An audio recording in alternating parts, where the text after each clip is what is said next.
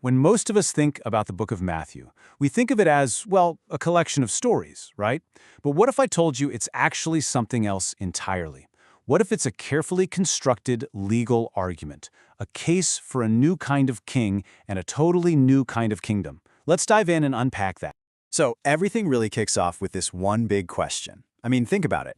If you had to prove to a pretty skeptical world that someone was a legitimate king, where would you even start?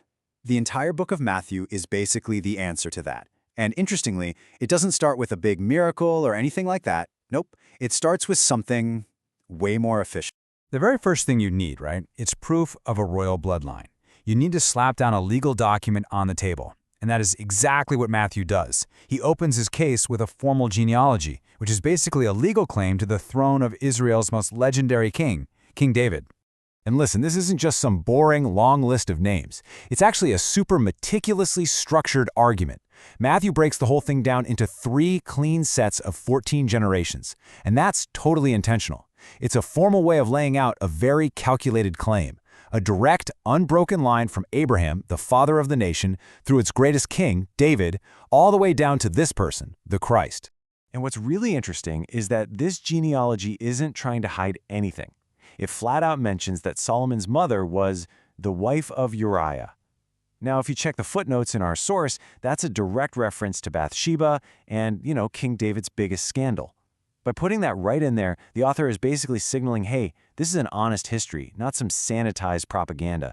It acknowledges all the messy human parts of this royal line. Okay, so right away, this claim to kingship gets put to the test.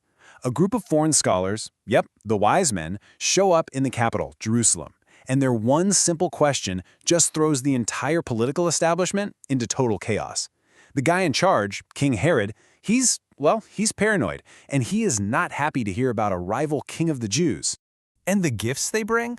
They are not random at all. Each one is packed with symbolism. So you've got gold, that's for a king, obviously.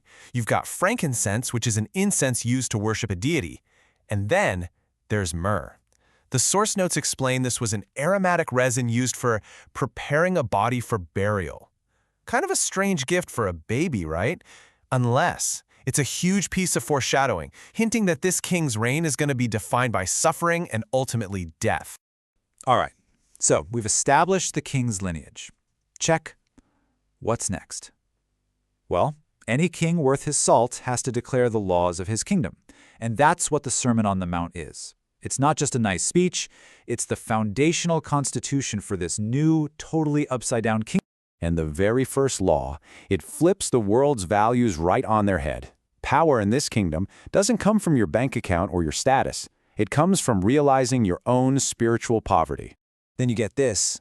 Grief isn't seen as a weakness you have to hide. It's a state that's actually met with divine comfort. And the core logic of the whole thing is just this massive reversal of how power usually works. It's the powerless, the humble, the non-aggressive people, they're the ones who end up inheriting everything. And here's the thing. This king doesn't just toss out the old laws. No, he intensifies them. He shifts the whole focus from the external action, like murder, to the internal root cause, anger. So the crucial takeaway is that in this kingdom, what's going on in your heart, your motivation, is every bit as important as what you do on the outside. Okay, so laws are established. Now a king has to show he has authority, right? But this king, he's not commanding armies or building giant palaces. His power is shown in a completely different way. Picture this. He and his followers are out on the Sea of Galilee, and they get caught in this insane, life-threatening storm. I mean, their boat is about to be swamped. And while his disciples, who are experienced fishermen, are totally panicking, he just stands up, speaks a single command to the wind and the waves, and everything goes completely calm. You can just imagine his followers. They are absolutely stunned. And it's more than just being impressed. They're terrified. They get that what they just saw is not normal. So their question just hangs there in the air. What sort of person is this? Because they know, deep down, an ordinary human just can't do that. And the answer to their question, it's buried in the ancient scriptures. As the scholarly notes point out, if you look back at the Old Testament, there's only one being with ultimate authority over the chaos of the sea and the wind, God. So this miracle, it wasn't just some cool weather trick. It was a massive statement about who he was. Which brings us to this key title he often uses for himself, Son of Man. Now, that might sound pretty humble, right? But the footnotes trace it back to this incredible vision in the book of Daniel. In that vision, the one like a son of man is this divine figure who comes riding on the clouds of heaven to receive an eternal kingdom. And get this, since only God was ever said to ride the clouds, this title was another subtle but incredibly powerful claim to divine authority. The kind of authority you'd need to do something unthinkable, like forgiving sins. So, you've got a king with a new constitution and a claim to divine authority. It's pretty much inevitable that he's going to clash with the powers that be, and that is exactly what happens. The tension just keeps building as his upside-down kingdom smacks right into the established religious and political world. So his opponents try to corner him with this brilliant political trap. They ask him if it's right to pay taxes to Caesar. See, if he says yes, he's a traitor to his own people, who despise the Roman occupation. But if he says no, he's an insurrectionist and they can have him arrested for treason. It's a total no-win situation, or so it seems. But his response is just masterful. He asks for the coin, a Roman denarius, and points to the emperor's face on it. Whose image is this, he asks. They have to admit, it's Caesar's. So his conclusion starts simply enough. Then give to Caesar what is Caesar's, but then comes the genius twist, and to God what is God's. And the footnotes here really highlight the powerful subtext. Caesar's image is stamped on a piece of metal, but according to their scriptures, God's image is stamped on humanity. The message is crystal clear. Sure, give Caesar his little coin, but you give your very self to God. Well, this inevitable clash of kingdoms builds and builds until it hits the story's climax.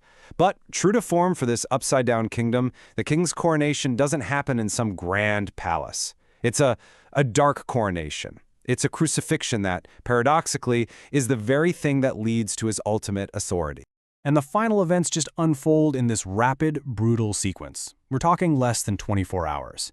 It goes from a final meal with his followers to an arrest in a garden, a series of sham trials, torture, and finally a public execution by the Roman state. And here's a small detail from the source notes that just adds this layer of stark reality to the whole thing. The person being condemned didn't usually carry the entire cross. They carried what was called the patibulum. That's the heavy horizontal crossbeam.